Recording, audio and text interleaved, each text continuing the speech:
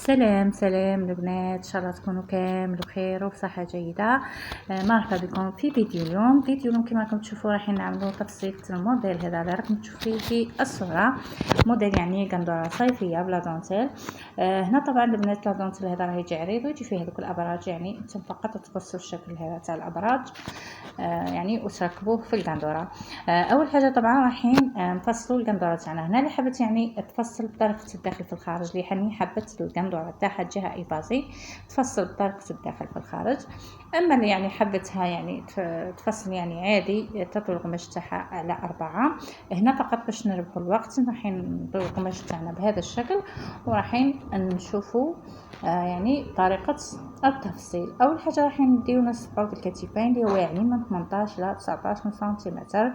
طبعا في قناطر الصيف من احسن يعني ما نعرضوش في الكتاف بزاف ما نجيوناش طايحين.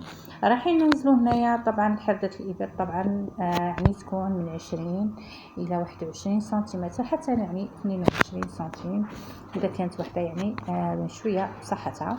ثم نحدد ربع دوران الصوت زائد قيمة الأريحية. ثم ننزل من أعلى الكتف إلى منطقة الخصر ونحدد طبعا ربع دوران الخصر زائد قيمة الأريحية. ثم ننزل بالطول الكلي للقندورة على حساب يعني كل وحدة والطول نتاعها بهذا الشكل، ونحدد طبعا الطول زائد قيمة العطفة. طبعا هنا في الجانب نطلعوا مسافة دائما باش ما تجيناش القندورة تاعنا مجونحة. هنا طبعا حدة الإبط نجيو من المنتصف ونخرجوا من الزاوية من 3 إلى 4 سنتيمتر ونقوسوا بهذا الشكل. هذا بالنسبة للحردة الخلفية. أما الحردة الأمامية طبعا ديما نزيدوا ندخلوا ب1.5 سنتيمتر. بالنسبة لميل الكتف راح ننزلوا من 1.5 إلى 2 سنتيمتر. عرض الرقبة هنا راح نديوه 8 سنتيمتر ونرسموا خط ميلان الكتف. بالنسبة للرقبة الخلفية تقدروا تنزلوا يعني 9 حتى 10 سنتيمتر. طبعا الرقبة الخلفية لكم الاختيار في العمق تاعها. هنا طبعا نجيو ننزلوا مسافة من 14 الى 15 سنتيمتر. ثم نحدد يعني عمق الرقبة تاعنا يعني اللي تحب 18 19 حتى 20 سنتيمتر على حساب كل وحده واش تحب، ونقوسوا بهذا الشكل. يعني عمق الرقبه البنات ثم تتحكموا فيه، يعني اللي ما تحبش يعني تحب رقبه مستوره تروح 17 18 سنتيمتر، اللي تحبها شويه يعني مفتوحه تروح حتى 20 سنتيمتر. نحدوا هنايا عرض البانسه تاعنا، يعني قادر يكون 10 سنتيم قادر يكون 11 قادر يكون 12 على حساب كل وحده كما قلنا، يعني واحده ضعيفه وواحده متوسطه وواحده يعني بصحتها. هذا طبعا على حساب كل وحده وكيفاه القياس تاعها. نرسموا البنسة تاعنا هنا. اذا حبينا نعملوا بنسة عاديه نعملوها، اذا حبينا نعملوا قصة الاميره نجيو هنا طبعا للمنتصف. هنا كما قلنا حدة الامام ندخلوا ب1.5 سنتيمتر ثم نجي هنا للمنتصف ونقوس يعني ونوصل الى غايه البنسة نتاع الخصر بهذا الشكل. طبعا اللي حبت تقص اللي ما تحبش فقط يعني ترسمها في الخلف تاع القماش وتروح يعني تخيطها عادي. هنا نقصوا اولا الرقبه الخلفيه ثم الكتف. هنا يعني الامام والخلف مع بعض بهذا الشكل. هكذا نقصوا الباتون تاعنا بهذه الطريقه حتى الاسفل، يعني تقدروا تطبقوها مباشرة على القماش. بعد ما كملنا طبعا رايحين هنايا عندنا الخلف طبعا راح يجينا مفتوح، يعني تجمروه في الخلف الوسط ونديروا البانسة تاعنا الخلفية. نخليو هنا 1 سنتيمتر ونجيو هنايا مسافة 12 سنتيمتر ونرسموا البانسة الخلفية. نطلعوا مسافة من 14 إلى 15 سنتيمتر وننزلوا من 14 إلى 15 سنتيمتر ونخرجوا هنا 1.5 سنتيم، من هنا 1.5 سنتيم ونرسموا البانسة تاعنا عادي. طبعا البانسة تاع الخلف دائما تجينا أطول من البانسة الأمامية لأنه معناش طبعا بروز في الصدر كما الأمام. هذا بالنسبة طبعا للخلف. هذا هو الخلف البنات، يعني فقط تروحوا تجملوه في المنتصف تشوفوا الرقبه تاعكم. واللي حابه تعمل لي بانس قلنا نعملوا لي بانس عادي، اللي ما تحبش يعني تستغنى عليهم طبعا هذا اختياري. نجيو لهنا للامام طبعا كما قلنا البنات رايحين نفتحوا الرقبة الأمامية، نوسعوا فيها بهذا الشكل هكذا. ومن بعد طبعا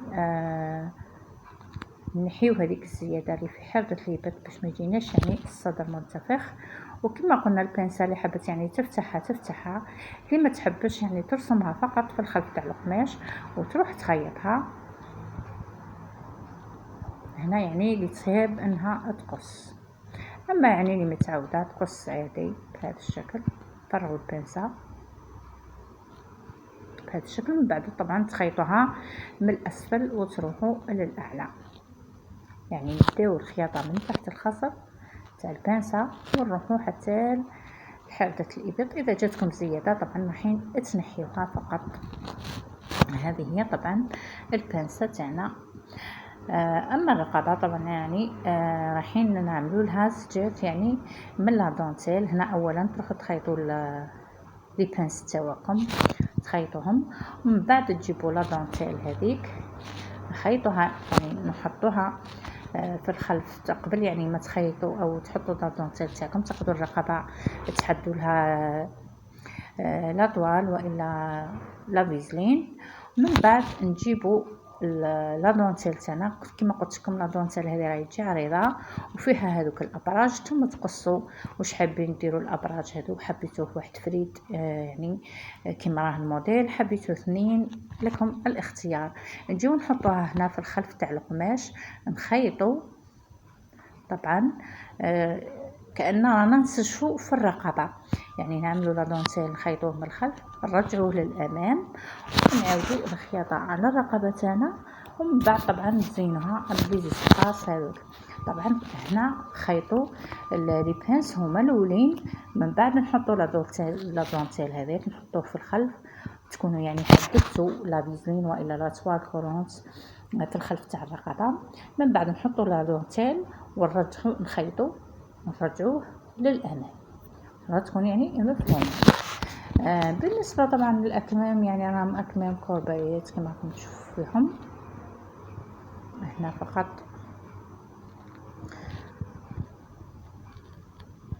نطوي القماش تاعنا طبعا على 4 كما متعودين، ومن بعد نجيبو نقيسو الاكمام تاعنا. تقدروا تديو 15 على 15، تقدروا تديو اللي حبيت يعني تعمل لي بلي تقدر تدي 17 18 سنتيمتر اذا حبيتوا يعني تعملوا لي بلي او كشكشه عند الكتف. نقوسوا بهذا الشكل. اما عرض الزنده طبعا يختلف من وحده لوحده، اذا كانت وحده ضعيفه تقدر تدي من 13 الى 14 سنتيمتر، اذا وحده يعني متوسطه تقدر تدي 15 سنتيمتر، اذا وحده يعني بصحتها تقدر تروح حتى 17 او 18 سنتيمتر يعني على حساب عرض الزنده. اما الطول كما قلت لكم الاختيار، تقدروا تديو 15 سنتيم حتى ل 20 سنتيمتر اللي حبت يعني تعمل فيه كشكشه في عند الكتف. هنا فصلنا الاكمام تاعنا، نجيو نقصوا قيمه يعني باش نعملوها زياده لا دونتيل هذيك. هنا اذا حبينا نزيدوا لا دونتيل كما شفتوا في الموديل، نجيو هنايا نخيطوا حاشيه من لا دونتيل هذيك تخيطها وتقلبوا طبعا باش يعني تحصلوا على نفس الشكل اللي راهو في القنطره. هنا نخليو مسافه يعني حوالي 8 سنتيمتر من جهه الامام و8 سنتيمتر من جهه الخلف في حافه الابط، ونركبوا الكم تاعنا عادي. هذا هو الفيديو تاع اليوم البنات، ان شاء الله نكون افدتكم وتكونوا يعني استفدتوا. نقول لكم الى اللقاء في فيديو اخر ان شاء الله، والسلام عليكم ورحمه الله تعالى وبركاته.